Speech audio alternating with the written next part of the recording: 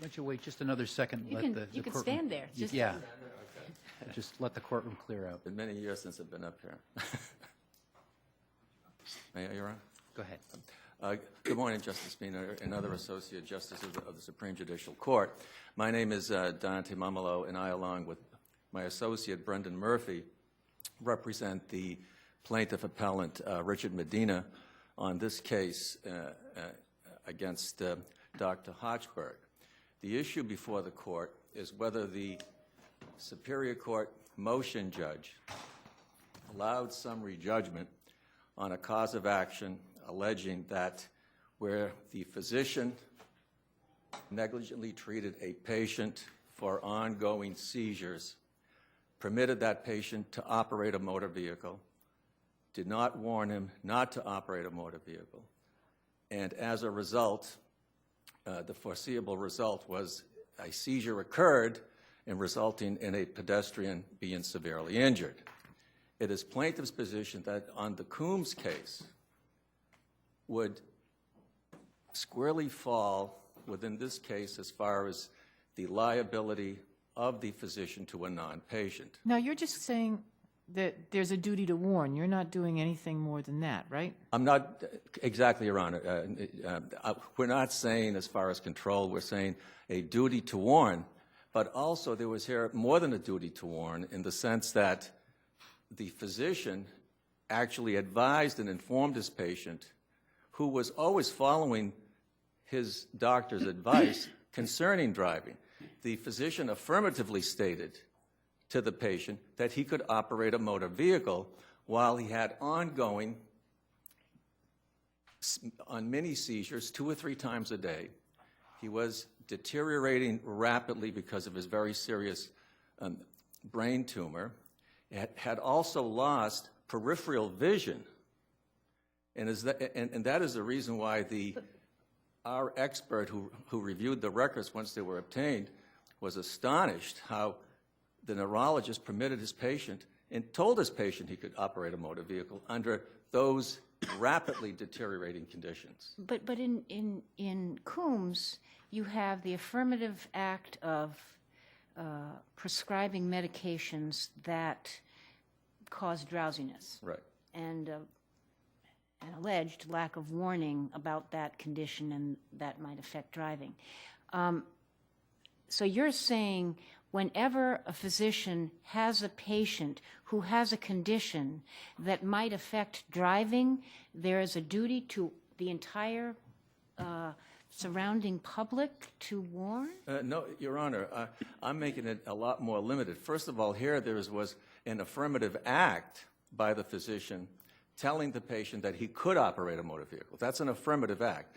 However, I would say that the standard of care as ordinary negligence should be errors in omission can be as serious or even more serious as errors in commission as far as the negligent act.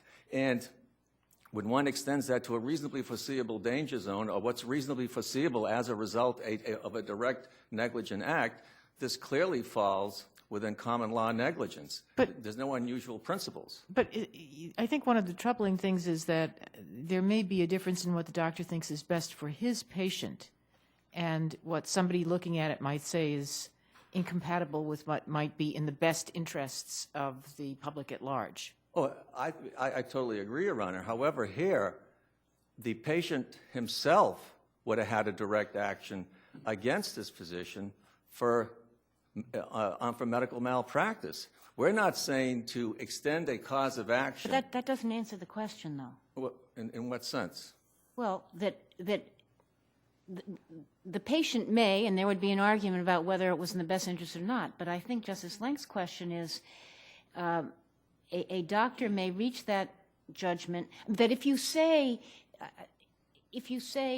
you include the surrounding public as part of what the doctor has to think about, the doctor is going to be in a position of conflict about advice that he or she thinks is best for the patient versus what the public at large might be best off with, which is no driving. But is the court saying that it's okay for a doctor to act below the standard of care in treating his patient? I mean, that's the whole issue, I believe. In other words, if there was no negligence as far as treating his patient, then I would not say that, that duty of negligence should extend to others other than the patient.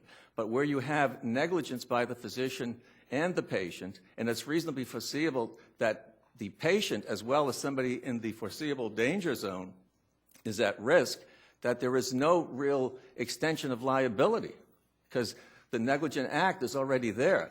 Obviously, if a physician is using his judgment to treat his patient in the best manner that he can, and that judgment is in compliance with the standard of care, and even if the patient then causes an injury to a third party, we're not arguing that that should be a cause of action recognized by the court. You're conflating the degree of negligence and the legal question of duty, aren't you? Yes, but sometimes duty cannot just be like closing the vacuum. I mean, if one has a duty of care and that duty of care is breached, doesn't common law negligence say that those who are injured, reasonably foreseeably injured by that breach? But under your theory, if a doctor breached a duty of care in treating a patient along the lines of failing to render proper care in the performance of surgery, and then a week later the patient started while driving a car, the patient started to bleed internally as a result of the doctor's negligent performance of the operation, and that internal bleeding caused him to pass out while driving a motor vehicle, the doctor would be liable for injuries caused to a third party in an automobile accident.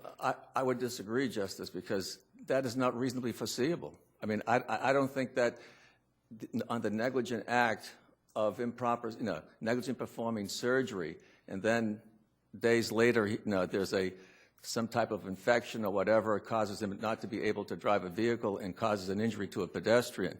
That, to me, is not reasonably foreseeable that that type of injury would have occurred as a result of the breach of the duty. I think where you have the breach of the duty and the injury is reasonably foreseeable as to the nature of that breach, then there should be negligence. Let's say that the doctor did not tell the patient that it was okay to drive. Okay. Does that change? Well, I'm saying that would, Coombs didn't address an omission. Coombs addressed an affirmative act of prescribing medication. I understand that. I think it is artificial to make a distinction between a commission and an omission, and I would argue that whether it's a commission or an omission, and that's a departure from the standard of care, it shouldn't make a difference. However, I'm saying that our case, for the decision of the Medina case, the court would not have to go to that avenue because here there was an affirmative act. But I would argue that it's really an artificial barrier to say we'll make liability based upon an affirmative act, but an omission which can be as serious and more serious. The question, though, is at what point the doctor has to look at a range of conditions that a person may have. I mean, if you have somebody who is suffering from very high blood pressure and is not responding to medication or whatever, and is at some statistical risk of a stroke, does the doctor have to tell that patient, you better stop driving because you could stroke out at any point? Well, again, Your Honor, see, I think it has to be on Even though it doesn't have to do with it's just it arises from the condition itself as opposed to anything that the doctor did or didn't do. Well, my first question would be what the doctor advised his patient. Was that a departure from the standard of care as between him and his patient?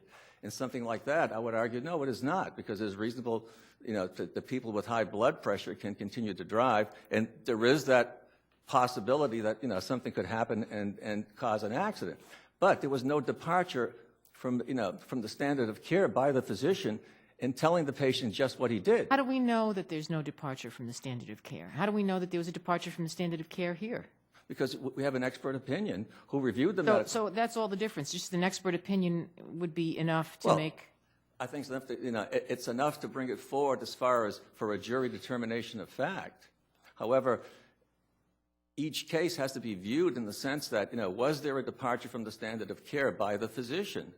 And then there's a second burden that whether the injury, the nature of the injury that occurred was reasonably foreseeable by that departure. So the departure from the standard of care here, you're saying, was that the doctor should not have told him that he could drive?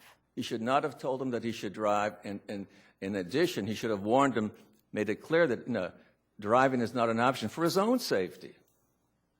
But the doctor could have weighed this with the overall well-being of his patient, and the doctor who himself was a doctor and who, in getting on with his own life, was best for that human being. And so the doctor, in the doctor's own judgment, Dr. Hochberg's own judgment, could have decided that in the circumstances it was better for his patient to be able to lead as normal a life as possible. If that judgment was in compliance with the standard of care, I would agree. Then there'd be no liability. But if that judgment by a physician is a departure, in other words, what is a judgment and what's a departure is usually ordinarily a question of fact for a fact finder to determine before a jury. However, if there's a judgment and that judgment is in compliance with the standard of care, and then I would say there'd be no liability to third parties, and there's no liability to the patient directly. We're not asking for an expansion of liability. We're just saying where there was a negligent act, and in viewing the case most favorable to the plaintiff on a summary judgment, you have to assume that there was a departure from the standard of care by Dr. Hochberg. Where there is this departure from the standard of care, is it reasonably foreseeable that the type of injury that occurred did occur? But we begin with deciding whether there's a duty. And that's not a fact question. That's a legal question. Right. And I think the court in Coombs has... Very narrow in Coombs, extremely narrow. Under certain circumstances, limited by Coombs. Again, underscored, there might be a duty. I understand that. But this court has stated that there is a duty, limited as it may be. So is the court going to say, okay, we're going to recognize this duty only and only if it's medication. Anything other than medication, we're not recognizing the duty. Is that logical? Is that reasonable? Is that fair? The things that should be, the duty should be what common law has always been. Whether that duty of care owed was in existence as between the doctor and the patient, and there was. For sure. Yeah. A whole different duty than between the doctor and the greater public. Yeah, I agree with you in that sense, but this court has already made that decision that the duty does extend to So open the door a crack, it's open, it's open. Well, no, and the court doesn't have to go a crack, but I'm saying then the court should make it clear. We're only going to recognize this for one and one only situation, medication. Anything other than medication, we don't care what the departure was, no matter what happened, don't come up and see us. There's no cause of action. No just duty. medication. And I don't think that's fundamentally fair or consistent with social policy. But okay, what's on the other side of that? Here, you had access to the doctor's advice given to his patient. How would you ordinarily get that? I assume you got it maybe from the patient's spouse. Exactly. But how would you otherwise get it? Well, first of all, you have to make a threshold requirement. We got the threshold requirement when we deposed the spouse. The spouse informed during deposition. Let's assume there's no spouse. Well, assume there's no spouse, then I think you have to, see what the fact situation is. Or there's a spouse, but the spouse was not privy to the information. The spouse here was, I guess, present at these meetings with the doctor and had correspondence. But let's assume that's not the case. Well, the things that, should you say you have a client who's been injured in an automobile accident by someone that was under the care of Dr. X. We'd really like to know what was going on between Dr. X and the patient to see if maybe there was some bad advice. So we want to know that. So we're going to go for that. No, I see what you're saying. Whether there's an invasion of the physician-patient relationship, I think that has to be on a case-by-case determination. Obviously, there are going to be some situations where that evidence is not going to be available, and the matter would just die there. Presumably always available if the doctor's the defendant.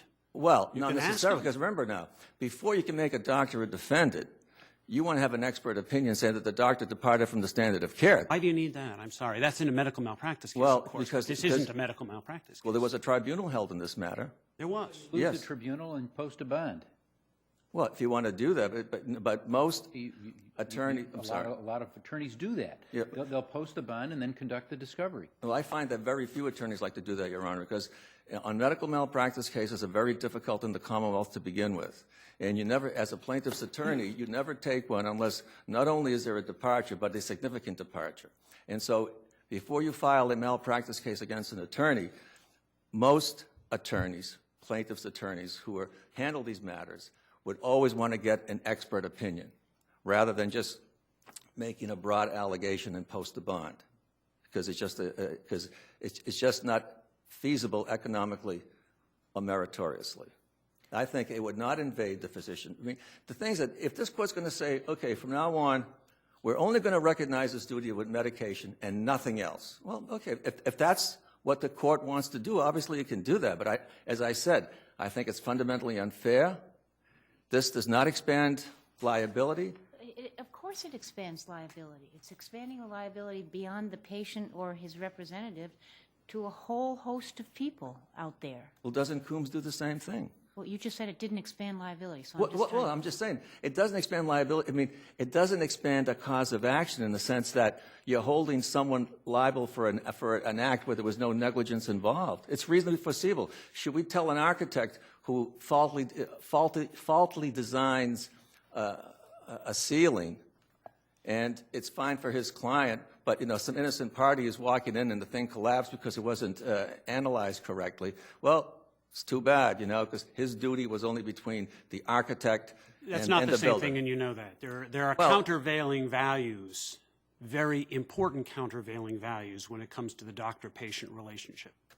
They're not with respect to the architect-builder relationship. Well, I think it's all in the sense that this does not in any way impede the doctor-patient relationship, because the doctor should have his patient an interest. So doctor says to him or herself, okay, there are some risks here, but I think on balance, in light of the patient's overall condition and his objectives, driving would be permissible. All right? But I say to myself, but if there's an accident, I could be sued. So I will take the safest course in every case. You shouldn't drive. Wink, wink, you shouldn't drive.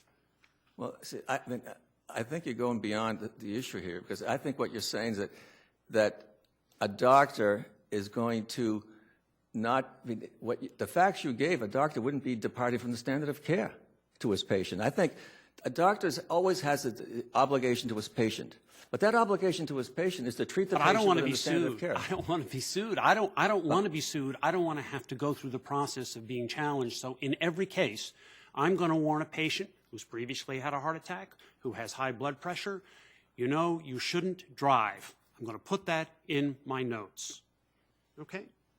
Because I don't even want to be sued. Whether I will ultimately be held liable, the very threat of being sued every time I give advice to a patient is quite a burden on my relationship by the patient, don't you think? I really don't, Judge, because I think what you're saying that, even if the doctor complies with the standard of care, he has to still say all these other things which are not needed to be saying. If he just complies with the standard of care, and in this situation, there's clearly a significant departure. Of course, and that's going to require litigation to determine whether or not, in retrospect, the standard of care was complied with in light of the fact that there was a seizure, or there was this, and there was that, and there was an accident.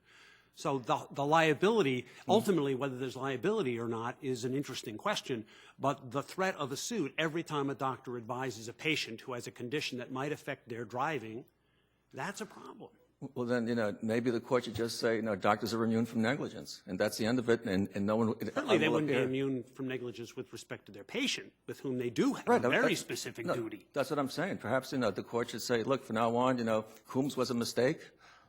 If a third party is injured because the negligence in the sense of treating the patient, it's too bad for the third party.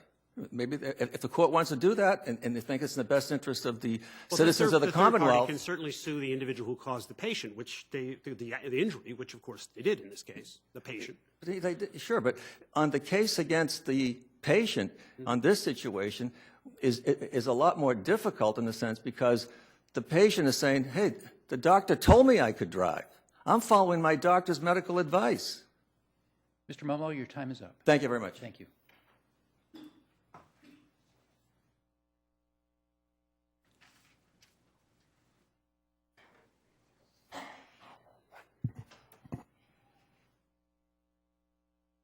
Mr. Kerrigan. May it please the Court, Mr. Chief Justice, by a video, Justice Spooner and Associate Justices, my name is Michael James Kerrigan. I'm here with my colleague, William J. Daly, Jr., both of Sloan and Walsh. We're here representing Dr. Fred Hochberg, a neurologist at the Massachusetts General Hospital. And we're here today to ask the Court to affirm the summary judgment granted in Dr. Hochberg's favor by the Superior Court. Before beginning with the substantive arguments, I thought I would take maybe just 25 seconds, and I think that's all it would take, to just give an outline, a roadmap of the argument to the extent that we can get to that today. Starting with what the Court is being asked to do by Mr. Medina. Mr. Medina is asking the Court to take a quantum leap far outside of any jurisdiction that we had the opportunity to survey and to make a physician liable to undeterminate, unidentified members of the general public who may interact with a patient and who may be harmed by a patient due to the patient's underlying medical condition for which the physician did not warn the patient not to drive. Now, I cushion it in terms of not to drive because that's the theory alleged by Mr. Medina, but as we go along, I hope to show that this rule, if accepted, cannot be limited to a duty to drive, a warning against driving, and it cannot be limited to just brain tumors. Having said that, there is no basis for Mr. Medina's proposed duty, not under Massachusetts law. This is the common law we're talking now. Certainly not under Coombs v. Florio, which, as Mr. Justice Cordy pointed out, is a very narrow holding. And But as it did open the door. Oh, yes, it did.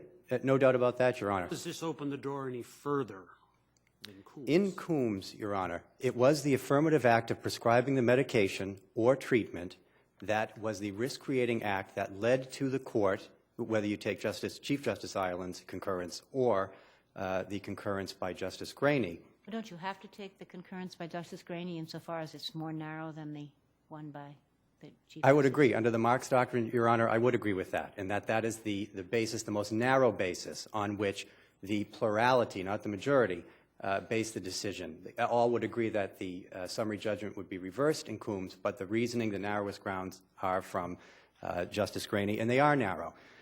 Getting back to your question, Justice Cordy, with respect to the difference here, we had the prescription of medication in the Coombs case, and although the court, and now we'll talk about Justice Graney's decision, he accepted that there was a relational duty between physician and patient.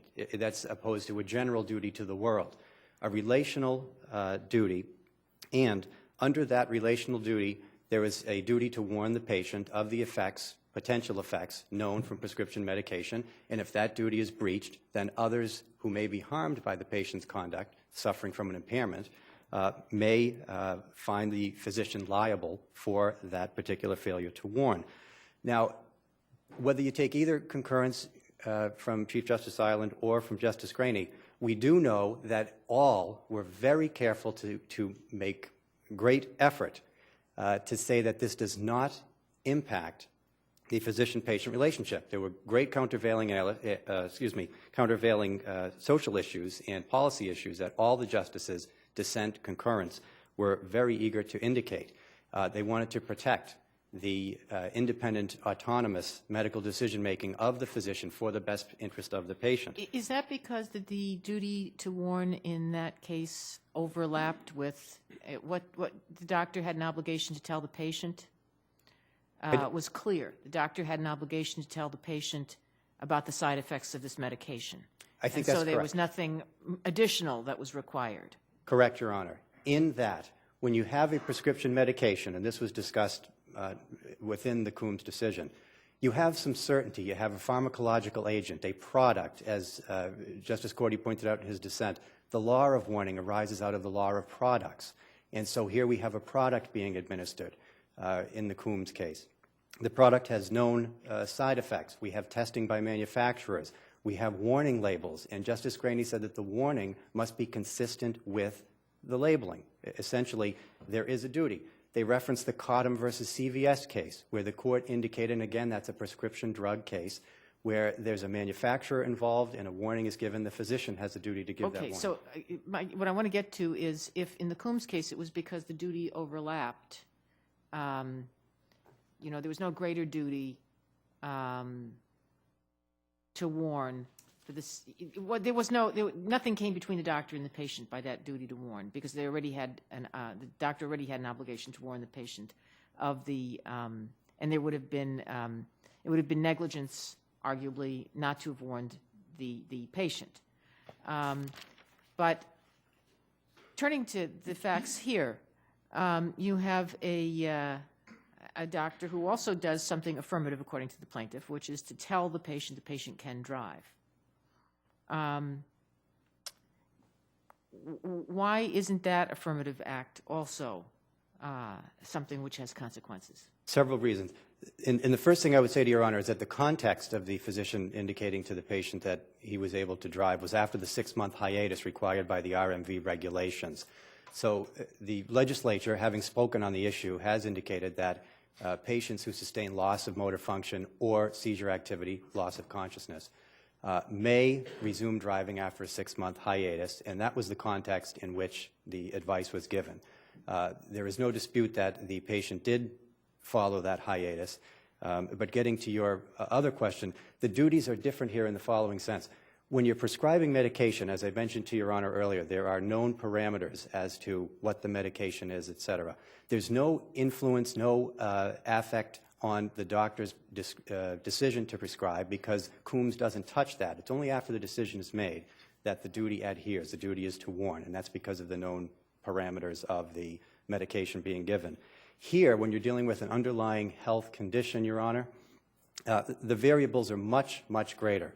Here, there can be no doubt that when a physician takes in a patient with an underlying medical condition, say diabetes, multiple sclerosis, high blood pressure, as was mentioned earlier, there is no certainty that any of the side effects will materialize. There is also the doctor's exercise of medical judgment in the best interest of the patient to keep that patient maximally functional in the world. And that was especially the case here with Dr. Riskind, who was very active and involved with his medical practice, with the family, with other activities. Suppose it was a different activity. Suppose instead of being a psychiatrist, the patient was a surgeon, and the diagnosis was MS or Parkinson's. Does the doctor have a duty to warn the patient not to do surgery? Your Honor, that gets to the issue of when the warning should be given and whether a warning should be given, okay? Those we know from this Because it court. might be in the doctor's own, the surgeon's own best interest in terms of his health to continue to do the surgery. His mental. Correct. Yeah. Yes. So here we're talking about a consistency of interests in a non-conflicting duty, so that the advice given to the patient, you're saying, does not conflict with activities that would benefit both the patient and the wider community, if I understand correctly what you're saying. Well, in that case, I mean, it might be better for the surgeon and his own well-being to continue to do the surgery, but it might be clearly risky for anyone on whom he does the surgery. Correct. And there we have a conflict in the physician's exercise of medical judgment. We know from this court and from others that the physician's obligation, again, is relational. The physician must exercise his or her medical judgment in the best interest of the patient. The patient gets the primary attention with the exercise of that medical judgment. Counsel would say, yes, that's true, of course. But what if the advice given by the doctor falls so far below the standards in the medical community that it is negligence or gross negligence? What about that? Why isn't that actionable? Let me just add to that. Do you say that Dr. Palamer, if I'm saying that correctly? I'm sorry. Oh, Pillamer. Pillamer. This was Dr. Dr. Riskind. His wife was Pillamer, Your Honor. Would you say she doesn't have a cause? She couldn't bring a suit against Dr. Hochberg? Dr. Justice Pillamer Gordy's is the question. male. Is that what you're referring to, Your Honor? That he, the physician who was the patient? Now dead. So I'm asking whether on his behalf, she, as the representative of his estate, could bring a malpractice action against him for the suggestion about driving. I think, Your Honor, that the answer to that is yes. If a patient or a patient's next of kin, in this case because of the death, there's an estate, feels that the medical judgment and the exercise of that medical judgment, whether it be advice or treatment, falls below a standard of care, that individual can sue under the medical malpractice because of the relationship between physician and patient. Was that I shouldn't have interrupted, but that's, I think, where Justice Cordy is going, right? So say that's what happens, and it's way, I'm not saying on these facts, but it's way below the standard. Doesn't that create a duty to others who are going to be injured? No, I would not say so. The level of negligence involved with a particular transaction does not determine whether or not there's a duty to the wider world. When we're discussing duties, Your Honor, we're looking at the Crimmins versus Clancy line of cases where we have to look at countervailing interests such as values, customs, appropriate public policy. And here, as was discussed extensively in Coombs, it was also discussed in Levitt, in Vassa, and a few other cases, we have very strong protections that the Commonwealth has with respect to protecting medical practice and physicians. So, for example, if we look at the legislative landscape, we look at the areas where the legislature has spoken on these types of issues. We see that in the 1980s we had a reform, we had a Medical Malpractice Act enacted to countervail what was perceived as a threat to the practice of medicine with skyrocketing insurance premiums. That has been amended as recently as August of 2012 to introduce some pre-suit requirements, again, to try to limit costs, limit litigation. We also have confidentiality through cases like Alberts v. Devine, through HIPAA, through the Patient's Bill of Rights under Chapter 111 here in the Commonwealth. We also have on other areas where the legislature has sought fit to comment on physician duties, and I'm thinking now in the mental health realm under the duty statutes, kind of the Tarasoff line of duty statutes here in Massachusetts. The first thing to note is it was the legislature that expanded that duty, not the court, with all considerable deference to this court. And also when the legislature sought to do that, it had very specific triggers to trigger that duty. Again, very solicitous of the physician-patient relationship. So we don't have an amorphous body of underlying health conditions with uncertainty as to when warnings should be given or whether they should be given under something like the mental health statute where the legislature has deigned to speak on the issue. We have specific threats of harm, identifiable victims, or reasonably identified, I believe is the language of the statute, and we also have clear and present danger. So these imminences all come together to help define the duty. Now, Chief Justice Island. Let me just interrupt you. I may have been confused about something that you mentioned a few minutes ago.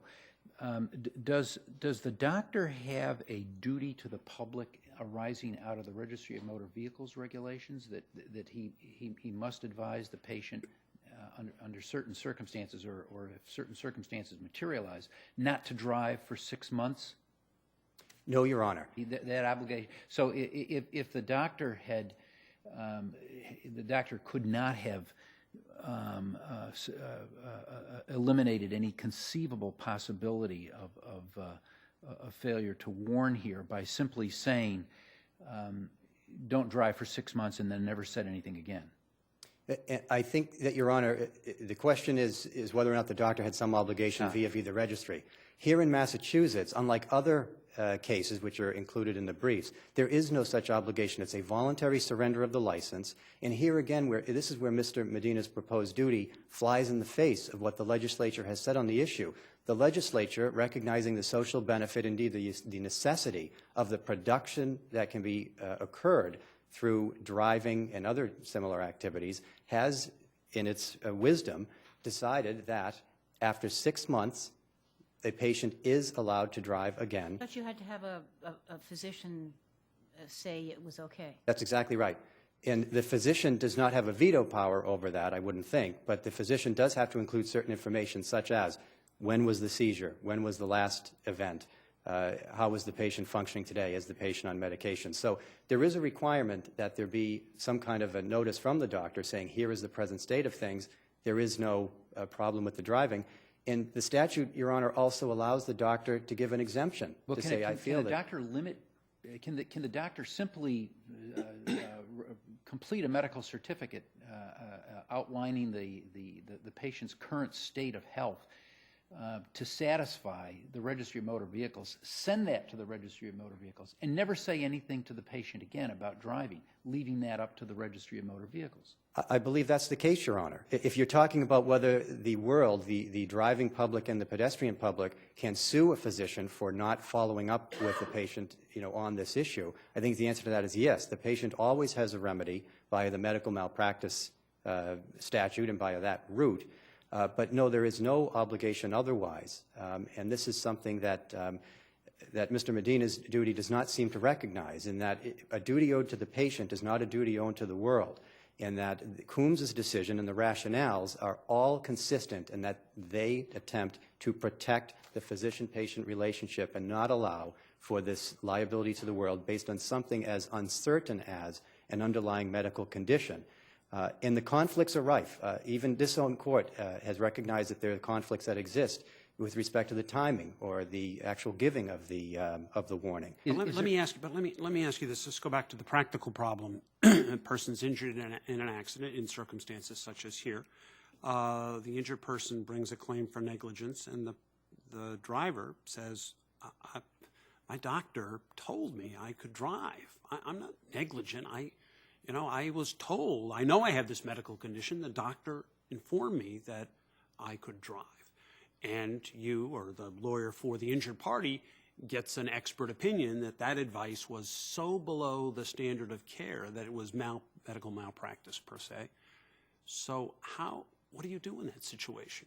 Your Honor, What's an injured person do in that situation? I'm sorry, Your Honor, to interrupt. The injured person has remedies at law, as Mr. Medina does. Now, granted, there may be a successful defense on the "my doctor told me so" type of defense, but that's the state of the law, and that is justifiable for the reasons we've been discussing, the public policy.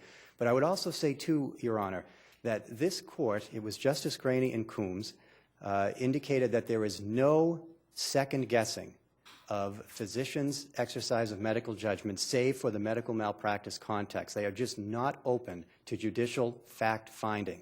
And that is certainly an echo of what this court said in the Sabri case, where it indicated that the court doesn't second-guess medical judgment. And also in more bold language, I believe it was the Sullivan v. Boston Gas case, where this court said that the court is not a super doctor. The doctor does not get into these types of things in order to protect the relationship between physician and patient. And I would just indicate to the justices, we in our case survey found no cases that would support the duty that's being proposed here by Mr. Medina.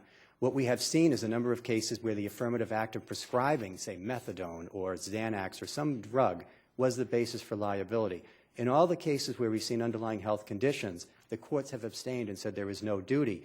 And I would alert Your Honors to the Connecticut Supreme Court case of Jarmy versus Troncali, which just came down in September, so you won't find it in Dr. Hochberg's brief or Mr. Medina's brief. You will find it, however, in a very good brief submitted by the Professional Liability Foundation. They submitted their brief in the fall after we got our briefing in. There is a Rule 16 supplemental letter on file yesterday. But the Connecticut Supreme Court dealt with exactly the issue that the court is going to be addressing in its opinion writing on this case. And in a considered, I think it was a 73-page decision, the Connecticut Supreme Court decided no, there is no duty here to third parties with respect to a physician's failure to warn of an underlying health condition. In that case, it was a liver condition, a hepatic encephalopathy that caused a patient to lose consciousness after leaving the physician's office. And in that case, the justices surveyed the 50 states. I think they came down where we are in saying that there is no case that recognizes this. There are certainly cases that are on the periphery which deal with communicable diseases and, again, affirmative actions of prescribing. But that if the court here in Massachusetts were to adopt Mr. Medina's proposed duty, it would be very much an outlier in our assessment. So we ask that the court would affirm the summary judgment in Dr. Hochberg's favor. And if there are no other questions, I see that my light is blinking here. Thank you. Thank you. Thank you very much.